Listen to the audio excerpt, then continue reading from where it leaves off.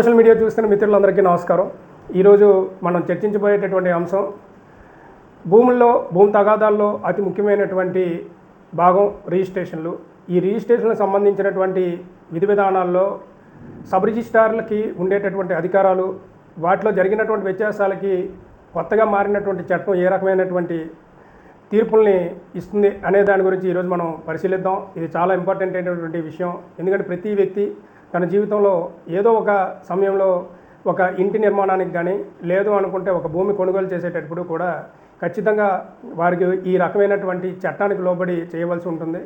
అలాంటి సమయాల్లో రిజిస్ట్రేషన్ జరిగేటప్పుడు రిజిస్ట్రేషన్లోని సబ్ రిజిస్ట్రార్లు చేసేటటువంటి తప్పిదాలతో ఏ రకమైనటువంటి బాధ్యులుగా ఇటు కొనుక్కుంటున్న వారు కానీ అటేపు దీన్ని ఒక లీగల్గా చెప్పాలి అనుకుంటే అటువంటి వ్యక్తులు ఎవరైతే అధికారులుగా ఉన్నారో ఆ అధికారులు ఇటువంటి కేసుల విషయాల్లో, ఇటువంటి రిజిస్ట్రేషన్ విషయాల్లో సరైనటువంటి అవగాహన లేకపోవడం వల్ల చేసేటటువంటి తప్పిదాలతో అనేక రకాలైన సమస్యలు ఎదుర్కోవాల్సినటువంటి పరిస్థితి, లీగల్ పరమైనటువంటి ఇబ్బందులు ఎదుర్కోవాల్సినటువంటి పరిస్థితి. అలాంటి వాటి గురించి ఈరోజు మనం ఈ ఎపిసోడ్లో చర్చించుకోబోతున్నాం. ముఖ్యంగా మిత్రులందరూ కూడా దయచేసి మన ఈ లా సోషల్ మీడియాని సబ్స్క్రైబ్ చేయండి, షేర్ చేయండి. అదేవిధంగా బెల్ ఐకాన్ ప్రెస్ చేయడం ద్వారా మనం చేసేటటువంటి లీగల్ పరమైనటువంటి అంశాలన్నీ కూడా మీకు నోటిఫికేషన్లు అందించబడతాయి.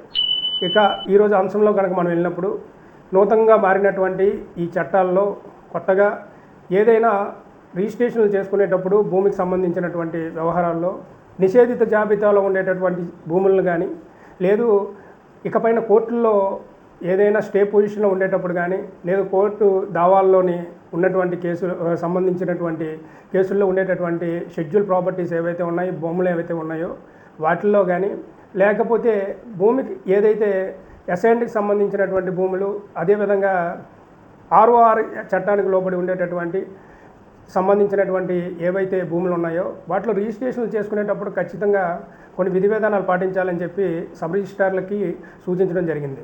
దీని ప్రకారం ఇకపైన ఎవరైనా రిజిస్ట్రేషన్లు చేసుకునేటప్పుడు అలాంటి రిజిస్ట్రేషన్ కాపాడిపోతున్నటువంటి ఏదైతే ఉన్నదో భూమి, దానికి సంబంధించి పూర్తిగా అధ్యయనం చేయాల్సినటువంటి బాధ్యత ఆ రిజిస్ట్రేషన్ చేస్తున్నటువంటి సబ్ రిజిస్ట్రార్కి కలిగి ఉన్నది.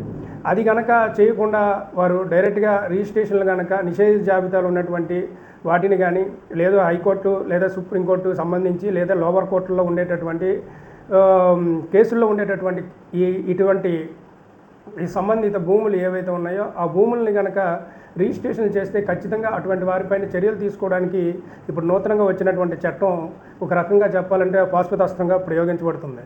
దీంట్లో భాగంగానే ఇకపై ఇలాంటి తప్పుడు రిజిస్ట్రేషన్లు ఏవైనా లింక్ డాక్యుమెంట్లు లేకుండా డబుల్ రిజిస్ట్రేషన్లు చేసినా, అంటే ఇక్కడ మీరు గుర్తుపెట్టుకోవాల్సిన విషయం, ఒక రిజిస్ట్రేషన్ జరిగిన తర్వాత అదే ల్యాండ్ పైన అదే సర్వే నెంబర్ పైన రెండోసారి రిజిస్ట్రేషన్ చేసినట్టయితే ఇకపైన దానికి సంబంధిత ఎవరు రిజిస్ట్రేషన్ చేసినటువంటి సబ్ రిజిస్ట్రార్ అధికారులు ఉంటారో వారు దాని సమాధానం చెప్పుకోవాల్సినటువంటి పరిస్థితి ఉంటుంది. అలాంటి వాటిపైన 3 సంవత్సరాల వరకు జైలు శిక్ష విధించేటటువంటి అవకాశం ఇప్పుడు ఉన్నది. ఈ కొత్తగా మారినటువంటి చట్టంలో దీనికి సంబంధించినటువంటి విధి విధానాలు అనేవి కూడా రూపొందించడం జరిగింది.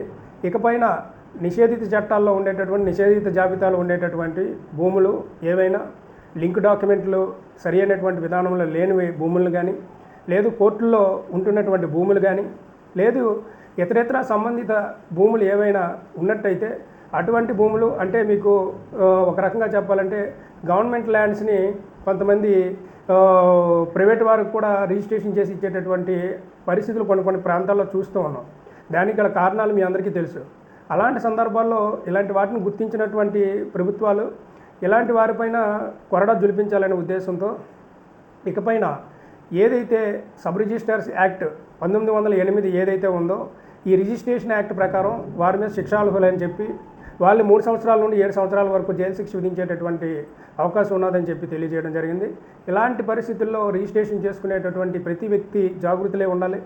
ఇకపైన ఇలాంటి తప్పు జరగకుండా, డబుల్ రిజిస్ట్రేషన్ జరగకుండా చూసుకోవాల్సినటువంటి బాధ్యత ఒకవైపు కొనుక్కుంటున్న వ్యక్తులతో పాటు ఎవరు సంబంధిత దానికి సంబంధించినటువంటి అధికారులు ఉన్నారో సబ్ రిజిస్ట్రార్ వంటి స్థాయి అధికారులు ఖచ్చితంగా 1-10 సార్లు చూసుకోవాల్సినటువంటి పరిస్థితి ఇకపైన ఉన్నదని చెప్పి తెలియజేస్తూ ఇలాంటి 1908 సంబంధించినటువంటి రిజిస్ట్రేషన్ చట్టాల్లో అనేక రకాలైనటువంటి మార్పు చేర్పులు ఈ మధ్యకాలంలో జరుగుతూ ఉన్నాయి. కాబట్టి ప్రజల అవగాహన కలిగి ఉండాలి.